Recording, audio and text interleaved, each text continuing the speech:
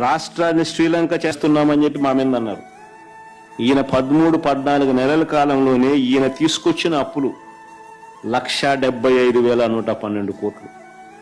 5 ఏళ్లలో మా ప్రభుత్వం చేసిన అప్పు 3,32,671 కోట్లయితే అన్ని స్కీములు ఇస్తూ నాడు నేడు లాంటి గొప్ప డెవలప్మెంట్ కార్యక్రమాలను చేస్తూ స్కూళ్ళు కానీ హాస్పిటళ్ళు కానీ రూపురేఖలు మారుస్తూ కొత్తగా 3 పోర్టులు గవర్నమెంట్ రంగంలో కడుతూ గొప్ప డెవలప్మెంట్ కార్యక్రమాలు మేము చేస్తూ అన్ని స్కీములు ఇస్తూ కోవిడ్ లాంటి విపత్కర పరిస్థితులను ఎదుర్కొంటూ అయినా మేము చేసిన అప్పులు కేవలం 3,32,671 కోట్లయితే ఈయన 13-14 నెలల్లోనే ఈయన చేసిన అప్పులు 1,75,112 కోట్లు.